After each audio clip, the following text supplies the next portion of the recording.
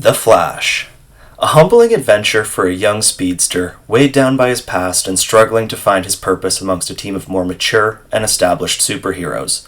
A film which gives us an emotional story arc for the titular hero, accompanied by strong performances from its supporting cast in both new and nostalgic roles. But ultimately, for all the good, despite executing well at times with great action sequences, quirky humor, and emotionally engaging scenes, many aspects of the film's overall story leave much to be desired. This becomes apparent when contrasting the film to its comic book source material, Flashpoint, which offers a compelling, Flash-centric narrative embedded within a broader plotline that's packed with powerful moments while also incorporating various members of the Justice League in both supportive and antagonistic roles. Through a comparison of the Flash movie to its comic counterpart, I'm going to discuss a few examples of how ultimately the biggest storytelling failures of The Flash are rooted within its deviations from its comic book source material, and how they could have been avoided by simply better adhering to it. So let's dive in. You want to get nuts? Let's get nuts. Quick warning, of course, spoilers are ahead for both the Flash movie and the Flashpoint comic series. As opposed to building a faithful comic book adaptation from the ground up, the Flash movie takes the convenient shortcut of relying heavily on pre-established plot devices and characters from historical DC cinematic releases, particularly Zack Snyder's Man of Steel and Tim Burton's Batman. As a result of its reliance on other movies to tell its own story, the overall quality of the film suffers. The supporting characters are underdeveloped and lack personal motivation, while the overall plot of the movie fails to generate anywhere close to the level of suspense and excitement as its comic book counterpart does. To demonstrate how the Flash movie fails to deliver a thrilling and suspenseful story, anywhere close to the degree of the Flashpoint comic, let's take a closer look at some of the respective plot elements from the two. The Flashpoint comic begins with a mysterious narrative from an unknown character, and Barry waking up powerless in a vaguely familiar but nonsensical world. His memories aren't in line with this reality he finds himself in, leaving him no context of his current situation and uneasy of what he is experiencing. This alternate reality is quickly established as dark and chaotic, a world on the brink of destruction where the few remaining morally uncorrupted heroes are running out of options even faster than they're running out of time. The outlook for this world seems bleak at best, and you're left with the impression that the circumstances will grow far more dreadful long before they begin to improve. It is a difficult situation for any hero to find themselves in, especially one who's not only without his superpowers, but also lacks the context needed to fundamentally understand the world around him. What this ultimately accomplishes is that it promptly establishes a degree of unknown, creating suspense for the reader while putting them in a similar perspective as the protagonist, as they collectively discover and unroot the mysteries of this new reality, including how they even got there in the first place. In contrast, the Flash movie features an introductory sequence prior to Barry's manipulation of the timeline, which provides some context of what Barry has been up to post-Justice League while also giving a deeper insight into his childhood trauma. It establishes how Barry discovers his ability to time travel, while also warning of the considerable implications associated with manipulating the timeline.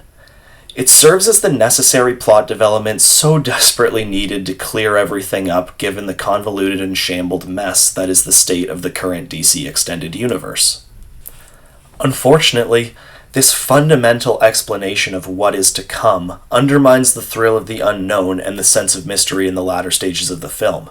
It also doesn't help that the alternate reality that Barry finds himself in is essentially just the events from Man of Steel 10 years earlier. Despite Barry being thrust into a potential apocalyptic situation, much like the comic storyline, here he has an understanding of the situation he is in, having previously experienced all of it before, meaning he begins his journey with a fundamental blueprint of essentially all the knowledge he needs to navigate the circumstances of the events to come. There is some degree of unknown that's introduced in the film through the brief appearance of a mysterious, armored speedster who knocks Barry out of the Speed Force and into the year 2013 while he's attempting to return to the present. Unfortunately, this is the one and only appearance of that character apart from the climax of the movie, where his identity is ultimately revealed to be the alternate timeline's Barry from the future, and the overall lack of build-up results in an underwhelming plot twist. Now compare this to the Flashpoint comics, where Thawne, aka the Reverse Flash, appears subtly to establish his presence and behaves initially almost like a ghost who is haunting Barry throughout the alternate timeline, stalking him unseen at incredible speeds. Thawne leaves behind clues that are intended to taunt and manipulate Barry as he struggles to grasp the new reality around him. These clues lead Barry to suspect that Thawne himself is behind the creation of this alternate timeline, and that it is part of a broader and more sinister plot against him. Thawne's ominous presence, potentially lurking anywhere at any time, creates an underlying sense of an impending danger, which not only builds suspense and excitement for the reader, but also really helps to steer the story into its thrilling and unpredictable finale. These are just a couple examples of how the story told in the movie ultimately lacks the excitement stemming from the thrill of the unknown that the comic books so well exemplify. Given the almost psychological thriller nature of the Flashpoint comic in terms of the literary devices that it employs, we're left to wonder why the filmmakers opted to omit these elements from the movie in pursuit of something more grounded but ultimately lacking any real depth in its storytelling. But enough about the plot, let's talk about the characters now, or at least one character in particular.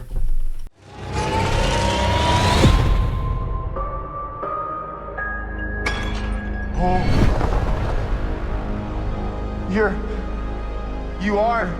Yeah. I'm Batman.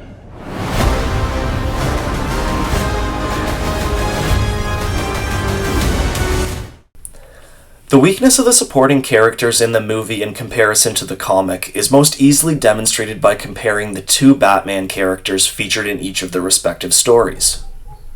In the Flashpoint comic, we're introduced to the alternate version of Batman as he's pursuing this timeline's Harley Quinn across the rooftops of Gotham.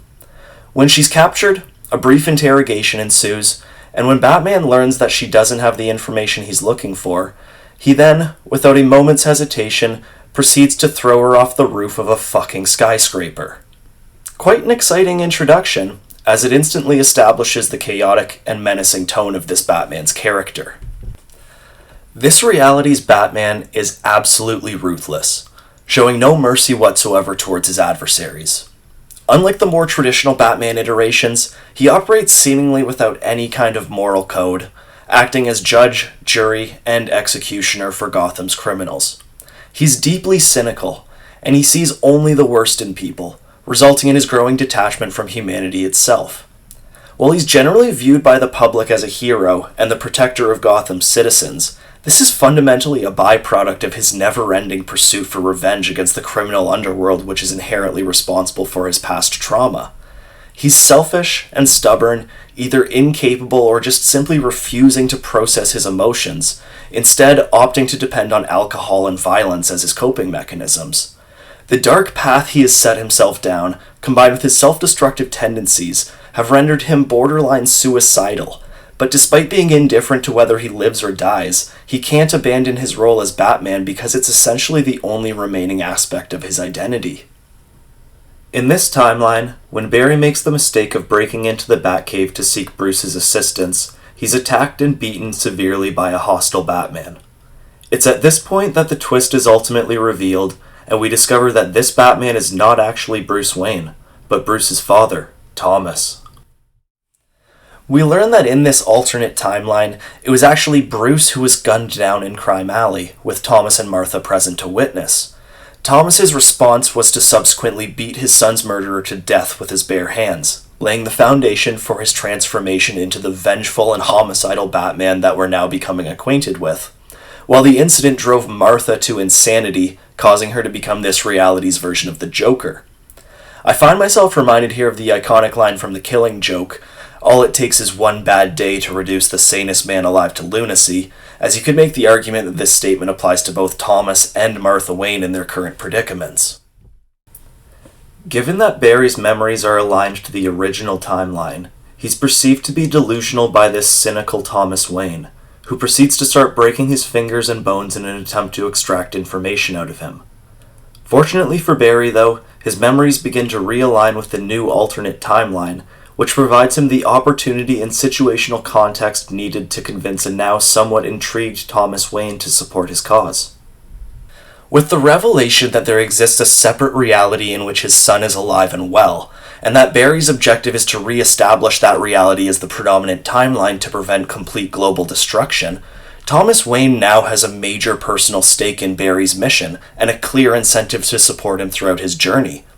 While Thomas Wayne's Batman arguably couldn't care less about saving a world that he views with such disdain, the opportunity to prevent the death of his beloved son serves as his motivation to act, and provides the inspiration so desperately needed to kickstart his character's redemption arc. As the story progresses, the dynamic between Barry and Thomas is essential in the development of both of their characters. While they're both stubborn and highly determined, the two characters are equipped with radically different sets of ideals that they follow. Thomas's general scorn and reluctance to trust or put faith in anyone but himself acts as a test of Barry's resolve and provides a significant obstacle for him to overcome, especially when he is without his powers and ultimately at the mercy of this homicidal maniac. While on the other hand, Thomas eventually grows to be inspired by Barry's altruistic nature and his idealistic determination, which reinvigorates his sense of hope and purpose that were destroyed on the day of his son's murder. This dynamic relationship between the two characters perfectly demonstrates how respect can't just be given, it must be earned, and the unlikely partnership that results is incredibly rewarding for the reader. The Flash movie also chooses to use Batman as one of Barry's main allies in the alternate timeline, but the character himself and the method of introducing him here is far less interesting. The storyline in the movie involves Barry and his alternate timeline counterpart traveling to Gotham to seek assistance from Bruce Wayne. When they arrive, they discover that this timeline's Bruce is much older than they expected and is now retired from his role as Batman given that Gotham has been effectively rendered free of crime. He appears to have isolated himself in Wayne Manor, where he has taken up hobbies like painting and cooking to pass the time. It isn't really explained why a wealthy socialite like Bruce is now living a reclusive life, cooped up alone in his mansion, content with doing absolutely nothing in an era where Batman is no longer needed. Given that Michael Keaton is back to portray Bruce Wayne again, you're left with the implication that this is essentially the same character from Tim Burton's Batman movies, and it seems that the writers were comfortable with simply not elaborating any further on that. While normally I'm a fan of leaving aspects of a story open to the interpretation of the audience in order to create a more thought-provoking environment, here you really get the sense that the writers just took a shortcut by assuming that Michael Keaton's Batman is so universally recognized that his character simply doesn't require any actual development. Conveniently for the Barrys, they manage to catch Bruce just as he's preparing a spaghetti dinner, which allows him to show off his in-depth knowledge of the consequences of time manipulation while using the pasta noodles to create a perfect visual metaphor to explain their situation. And if you're wondering how this timeline's Bruce Wayne managed to become an expert on time travel and how it can result in the creation of multiple concurrent realities, well, unfortunately, that's another aspect of the character that is casually omitted from this story. Initially, Bruce is reluctant to get involved and seems comfortable remaining complacent to Barry's situation and the overall fate of the world, but he ends up coming around when he empathizes with Barry's desire to save his parents. And just like that, Bruce has now redonned his cape and cowl, throwing his hat in the ring to risk it all in order to help Barry by essentially doing everything that you would expect Batman to do. For a guy who, just moments before, had no real interest in helping out, it's a pretty significant change of heart without any real compelling inspiration behind it. But I guess at least it remains consistent with the way the filmmakers chose to portray Batman in this movie, which is as a character whose backstory and personal traits simply require no explanation whatsoever because the viewers have already been force-fed various iterations of him over the last 60 years. Despite Michael Keaton delivering a solid performance as always, and the overall impressive action sequences which seemed to draw heavy inspiration from the combat style of the Arkham video game series, this has to be one of the most dull and uninspired takes on Batman in the entire history of the character. The Flashpoint comic gave us a creative new take on Batman, which embodies the physical elements of the character while altering his origin story to give him new personal traits, darker motivations, and a highly questionable code of ethics.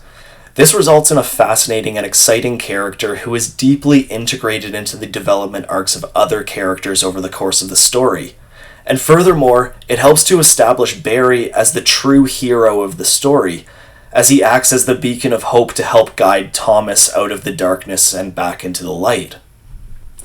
Unfortunately, the Flash movie utilizes a Batman who is arguably the antithesis of an interesting character, even going as far as to use recycled lines from the 1989 Batman movie to trigger fan nostalgia in lieu of creating an actual thought-provoking character. Once again, we're left to wonder why some of the most compelling aspects of the comic book source material were omitted from its live-action counterpart, especially when the final product is so weighed down by its lack of substance and thought. These are just a few examples of how the Flash movie's biggest failures in its storytelling can be attributed to its deviations from its comic book source material, and why the overall quality of the film could have been improved by simply better adhering to it. It's a shame that this film had to rely so much on other DC movies to tell its own story, as what we're left with is an underdeveloped and uninteresting supporting cast of characters and a plotline that lacks the thrilling, suspenseful nature exemplified in the comic series. In the bigger picture, the quality of a comic book movie is not entirely dependent on how well it adapts upon its source material. There are definitely certain characters and storylines out there that are better utilized as inspiration rather than dedicated source material, especially if you have talented directors and screenwriters who deserve the right to express their creative freedom on the projects that they work so hard to create. But with that being said, if a filmmaker is equipped with high-quality source material only to subsequently ignore it and deviate heavily to tell their own story, then, in the end, it better be a good fucking story. Anyways, that's enough for my rant for now, so thanks for watching and I really hope you enjoyed. This is my first video, so feedback is very much appreciated. Let me know what you liked, what you didn't like, as I'm pretty new to this and I'm always looking to improve. Time for me to clock out though, so thanks again and I'll see you next time.